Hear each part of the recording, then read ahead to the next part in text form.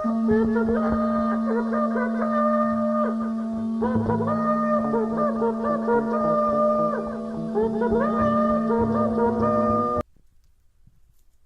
i dag siger vi velkommen til Kender du typen? Vi har i dag placeret os i det fantastiske Hørup, som ligger lidt uden for Vejle. Og vi er kommet ud til, hvad man må sige, emmer af landlig idyl. Og hvis vi starter med at gå ind i boligen, så er det første rum, vi træder ind i. Det er køkkenet. Og man må sige, at køkkenet emmer af maskulinitet. Man er ikke i tvivl om, at det er her, at manden ligesom slår sit domæne. Hvis vi tager et kig her i opvaskemaskinen, så ser vi jo klart det her fremherskende system, som vi har. Skærerne har deres plads, og knivene har deres plads, og gaflerne. Meget vigtigt med orden. Så og man kan sige, hvis vi nu skulle have noget understøtte den påstand, så går vi til køleskabet, hvor vi jo ser, at det er kød og kød. Marmelade og ølene står disket frem, og ligeledes så er der en lille muffins til godnatmaden. Ja, det var sådan lige lidt om køkkenet. Og så bevæger vi os lidt længere ind i boligen, hvor man jo ser, at det kvindelige også har sin hygge-nygge-charme herinde i boligen. Vi ser herhenne en meget naturlig pendant til mandens orden. Så ser vi kvindens hygge-nygge-hjørne her, hvor de kreative lyster og følelser, de får fuldstændig frit løb. Er det ikke bare hyggeligt? Og noget, man kan sige, der i hvert fald kendetegner familien her, det er dyrevenligheden. De er vilde med dyr.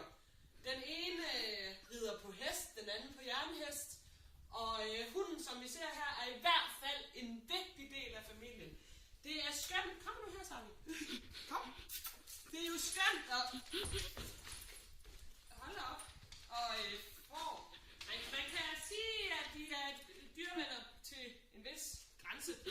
Det er jo dejligt med døde dyr også i stuen. Skønt. Men i hvert fald er vi kommet ind i stuen nu, hvor at familieidyllen afspejler hyggen. Der er billeder af de fantastiske børn, som også er i familien. Og apropos det her dyrevelfærd, så har vi bevæget os udenfor nu til i de smukkelige landlige omgivelser.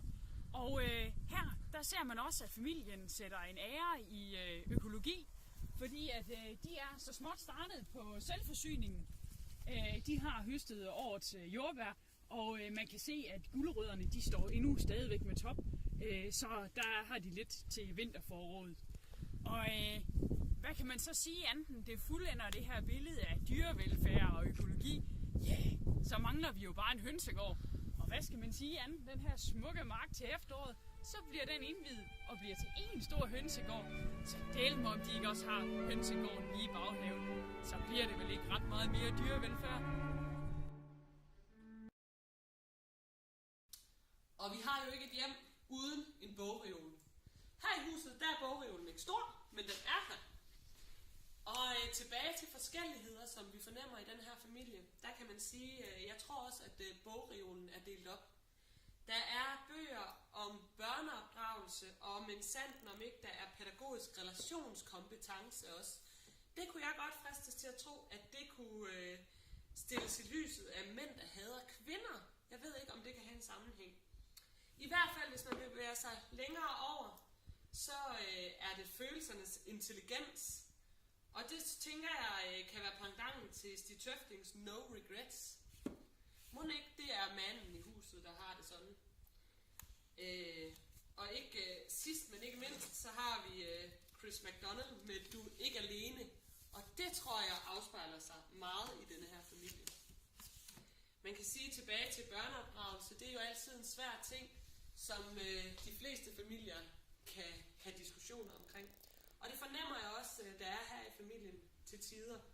Noget, som jeg også bemærker, når jeg står her i stuen, det er, at måske er der snak om curlingbørn.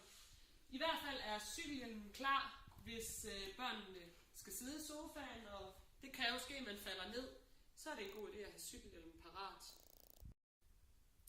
Og når vi bevæger os ud i bryggerset, så ser man, der er linet op med cykelhjelm, simpelthen både til højre og venstre.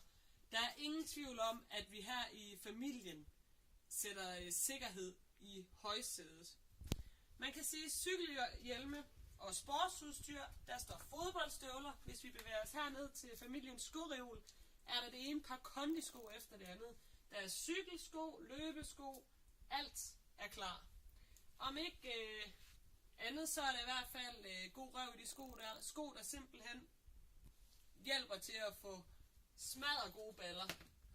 Så der er ingen tvivl om, at den her familie er en utrolig sund sportsfamilie med motion og sundhed i højsædet.